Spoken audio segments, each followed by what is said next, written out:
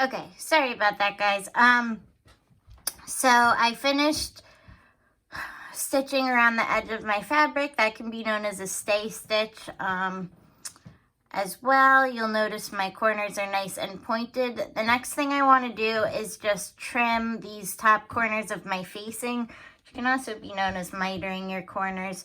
So the reason we do this is because if I go to turn this inside out for the finished side of the pocket, all of that corner fabric is getting tucked into the corner, making it bulky and bumpy and ugly. So we want to cut that fabric out so that we get a clean pointed corner. So you just want to cut either with your scissors or your snips. Oops. Sorry, it's hard when I'm trying to do this in front of the camera. I don't know why these aren't going through. Let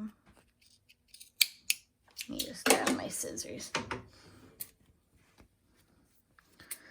So cut to, but not through your stitch line.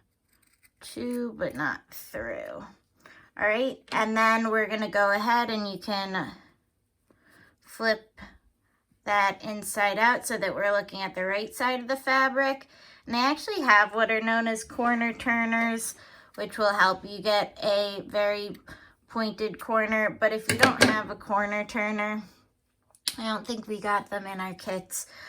We have them in the lab at school. You can just carefully use the tip of your scissors to get that corner nice and pointed. Just don't press too hard because you could poke a hole in that. But see how now I have a nice pointed corner, which is what you want before you sew your pocket. So make sure those corners are nice and turned out and aren't stuffed with excess fabric. We also want to do the same thing and miter the other corners of our pockets, because we're going to be folding our fabric under and we don't want that bulk. So where that bulk would be, we're just going to trim away. Again, to but not through. So I'm just going to trim a little diamond shape out of each corner. This way when I fold my fabric, there's no bulkiness.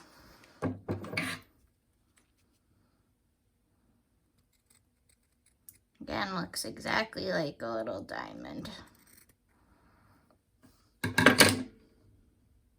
The cut piece. Okay, so once I've mitered my corners, you guys want to go to the iron and you want to iron down your top facing so that you have a clean edge at the top of the muslin. And then we're going to iron under our seam allowance at the stitch lines all the way around. So this stitch line will just help us get a really clean edge all the way, as opposed to if we just folded it without the stitch line. So you want to make sure to fold it so that your stitching is right underneath.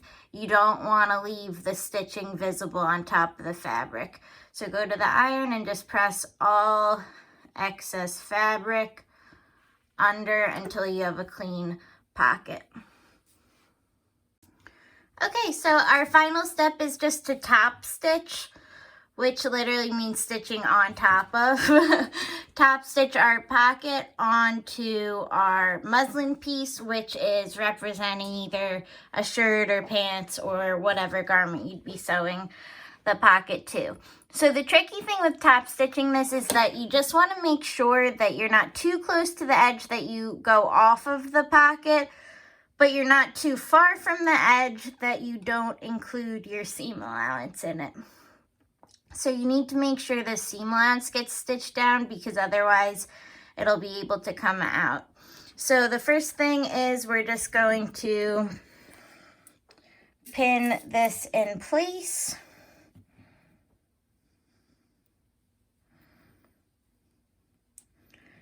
I typically just do like a pin for each section just to hold it down.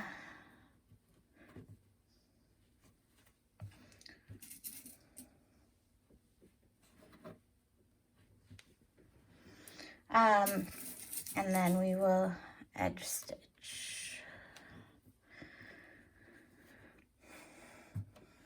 So that is not the most perfect pinning job, but it'll do. Kind of looks like a little person.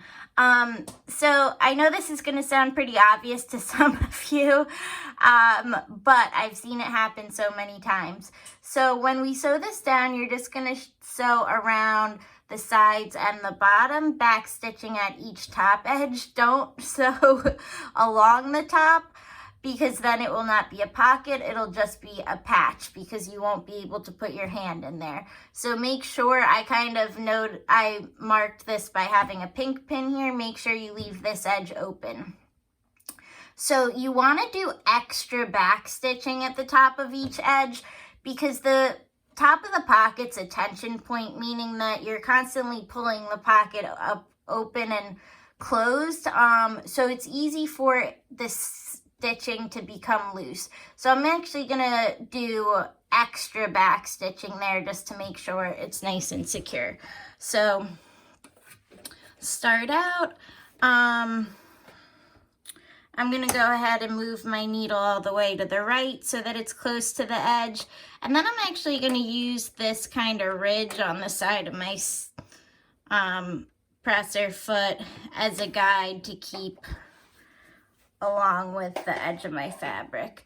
You can use whatever helps you sew straight and do a nice edge stitch. Oops. So we're gonna begin. I'm gonna back stitch. I'm gonna back stitch again. And then I can begin sewing, taking my pins out as I go, sewing right along the edge, making sure I'm including my seam allowance in there and raising my presser foot to pivot my fabric.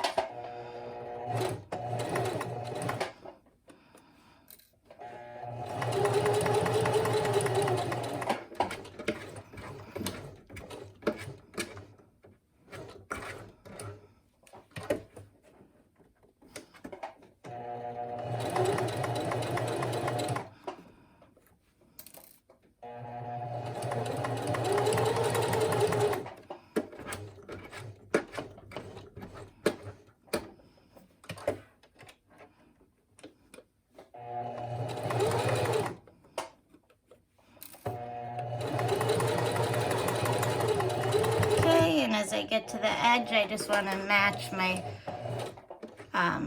first side and add that extra back stitching along my facing.